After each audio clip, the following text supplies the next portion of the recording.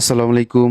বর্তমান সময়ে আমাদের ফার্মে পর্যাপ্ত পরিমাণ গরু না থাকার পরেও আজকে প্রায় 3 টনের মতো খাবার তৈরি করা হলো। গরুর ফার্মের মধ্যে অন্যতম প্রধান এবং অন্যতম কষ্টের কাজ হচ্ছে এই দানাদার খাবার তৈরি করা। আপনারা যে সমস্ত খাবারগুলো হাতে পান বা আপনাদেরকে কুরিয়ার মাধ্যমে যে ধরনের খাবারগুলো পৌঁছে দিতে হয়, আসলে এই সব খাবারগুলো মিক্সার করতে এবং সব আইটেমগুলো আমাদেরকে ম্যানেজ করতে অনেক কষ্ট হয়ে যায়। খাবার তৈরি করার জন্য যতগুলো উপকরণ লাগে প্রত্যেকটি উপকরণ আমার নিজে হাত থেকে ম্যানেজ করা, অর্থাৎ প্রত্যেকটা উপকরণ আমি দেখে শুনে ভালোভাবে বুঝে তারপরে হচ্ছে এগুলো দিয়ে খাবার মিক্সার করা হয়। আর এখন যেহেতু পর্যাপ্ত পরিমাণ গরমের সময়, আর এই গরমের সময় বিদ্যুতের অনেক ঘাটতি থাকার কারণে এখানে যে ভুট্টার আইটেমগুলো এবং যে ডাউলের যে আইটেমগুলো দেখতেছেন, এগুলো আমাদের জন্য ভাঙানো অনেকটাই কষ্টকর হয়ে পড়ে। এই জন্য আর কি আমরা অতিরিক্ত পরিমাণ খাবার তৈরি করতে পারি নাই। আমাদের যতটুকু অর্ডার ছিল তার থেকে আমরা অল্প কিছু বেশি খাবার তৈরি করছি, যাতে এখান থেকে অবশিষ্টগুলো আমাদের গরুকে খাওয়াইতে পারি। এখন অনেকে আমাদের কাছ থেকে তাদের গরুর জন্য খাবার নেয় এবং অনেকে আমাদের কাছে প্রশ্ন করেন, ভাই আপনাদের খাবারগুলো খাওয়ানোর ফলে আমাদের গরু ভালোভাবে খেতে চায় না। অনেক ক্ষেত্রে দেখা যায় গরুর গ্যাস হয় বা খাওয়ার প্রতি একটু অনীহা দেখায়। আমি তাদেরকে বলবো, যখন আপনি একটা গরুকে ব্রয়লারের ফিড দিবেন বা আপনি রেডি ফিডটা খাওয়াবেন, তখন হচ্ছে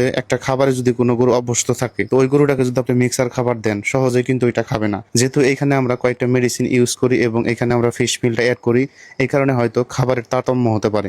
অনেক ক্ষেত্রে দেখা যায় যে বাজারে রেডি ফিড যদি আপনি কন্টিনিউ খাওয়ান 2, 4, 6 মাস, এরপরে হুট করে যখন আপনি খাবারের পরিবর্তনটা আনবেন, তখন কিন্তু গরু সহজেই খাবে না।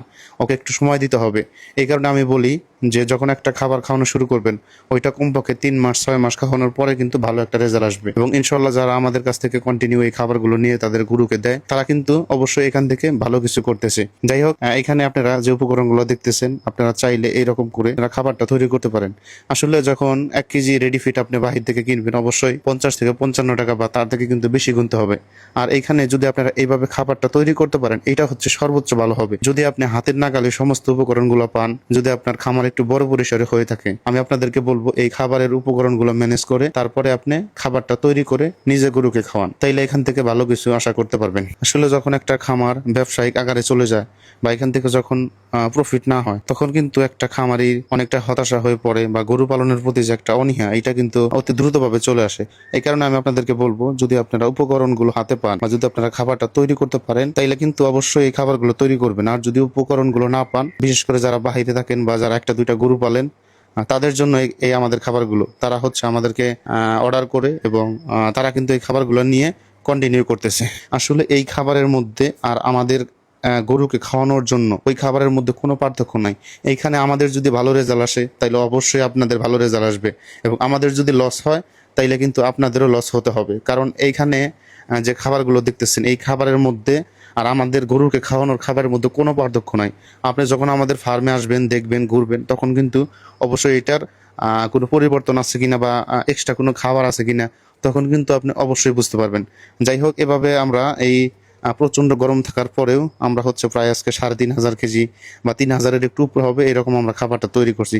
যাই হোক, এভাবে আপনি খাবার তৈরি করে যদি আপনি গরুকে খাওয়ান, অবশ্যই এখান থেকে ভালো কিছু হবে। অন্তত বদহজম, পেটে গ্যাস এবং শরীরের মধ্যে যে এক্সট্রা চর্বি, এইটা কিন্তু আসবে না। আর এখন যে পরিমাণ গরম পড়ছে এবং বিভিন্ন ধরনের যে ধরনের বাহিরাজনিত রোগে গরুগুলো আক্রান্ত হচ্ছে, আমি আপনাদেরকে বলবো, কখনোই একটা গরুকে ব্রয়লারের ফিড খাওয়ানো উচিত না। যখন একটা গরুকে কন্টিনিউ ব্রয়লারের ফিড বা স্টেরয়েড জাতীয় যে ধরনের মেডিসিনগুলো আছে, এগুলো পর্যাপ্ত পরিমাণ ইউজ করা হয়, তখন একটা গরুর ইমিউনিটি দুর্বল হয়ে পড়ে। তখন ওই গরুগুলোর যদি কোনো ভাইরাসজনিত রোগে আক্রান্ত হয়, ওই রোগটা কিন্তু কভার করে সেরে উঠতে পারে না। এবং এখন কিন্তু প্রচণ্ড পরিমাণ গরম, এই গরমের সময় যদি আপনি গরুকে উল্টাপাল্টা জিনিস খাওয়ান, তাইলে কিন্তু গরু হিট স্ট্রোক সহ বিভিন্ন ধরনের সমস্যা হতে পারে। যাই হোক, এভাবে খাবার তৈরি করে যদি আপনি গরুকে খাওয়াইতে পারেন, তাহলে অবশ্যই এখান থেকে ভালো কিছু অর্জন করতে পারবেন বা ভালো প্রফিট হবে।